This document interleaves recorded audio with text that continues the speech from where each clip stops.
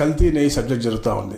కల్తీ నెయ్యి, ఆవు లేదు, పాలు లేవు, కల్తీ జరిగింది అని నిర్ధారించారు. సింథటిక్ ఘీ అని చెప్పారు. అడల్టరేషన్ జరిగింది, హవాలా ద్వారా క్యాష్ ట్రాన్సాక్షన్ జరిగింది చెప్పి నిర్ధారించారు. వారు చేసినటువంటి ఏదైతే టెస్ట్ ఉందో ఆ మెథడాలజీ వాళ్ళ దగ్గర లేదు అని చెప్పేసి ఏదైతే ల్యాబ్ వారు ఇచ్చినటువంటి ఇది చార్జ్ షీట్ లో మెన్షన్ చేశారు తప్ప ఎక్కడ కూడా ఎవరికి కూడా లార్డ్ కానీ లేకపోతే యానిమల్ ఫ్యాట్ లేదు అని ఎక్కడ కూడా ఇవ్వలేదు. వాళ్ళ దగ్గర మెథడాలజీ లేదు అని చెప్పారు. సరే, అది జరుగుతున్న తరుణంలో తిరుపతిలో ఒక ఆయన దైవద్రోహులు చెప్పి ఫ్లెక్సీలు పెడతాడు, యాగాలు చేస్తాడు. ఎవరైతే దీనికి ముఖ్యమైన కారకుడో అప్పుడు చైర్మన్ గా ఉన్నటువంటి వ్యక్తి భూమన కరుణాకర్ రెడ్డి అనే మనిషి, ఆయనే ఆ ప్రాంతంలో విద్వేషాలు రెచ్చగొడతాడు. నిజంగా నేను చెప్తా ఉన్నాను, ఎన్నికల ముందు ఏదైతే వీళ్ళు తప్పుడు రాజకీయం చేశారో, బూత్ రాజకీయం చేశారో, ఆ దానికే అనైతికంగా దానికే మేము కట్టుబడి ఉన్నాము. ఈ రోజు కూడా మేము అలాంటి విలువలను రాజకీయం చేస్తామా వచ్చి ఓపెన్ గా చెప్పండి.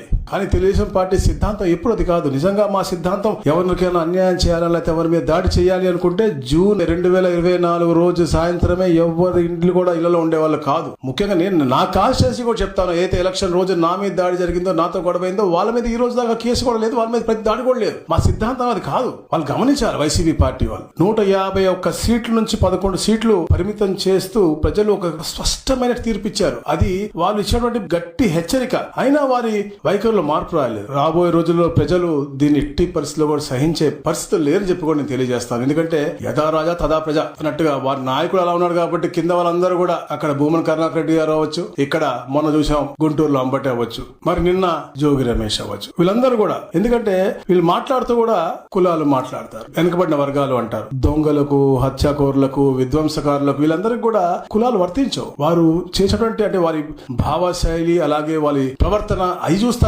దాని ద్వారా మన కులాల మీద రావాలి తప్ప ఎక్కడ కూడా మేము ఏదైనా చేసుకుంటాం, మా కులాల మీద మా ఆపాదించుకుంటాం అంటే ఏ కులం కూడా అది ఒప్పుకోదు. కులం అంటే మనం ఏ తప్పులు చేసినా కూడా, ఎన్ని పాపాలు చేసినా కూడా అవి కులానికి ఎరుగుతుందా అంటే కులం వాళ్ళు కూడా ఎవరు ఒప్పుకోరని చెప్పేసి కూడా నేను ఈ పత్రిక ముఖంగా తెలియజేస్తా ఉన్నాను.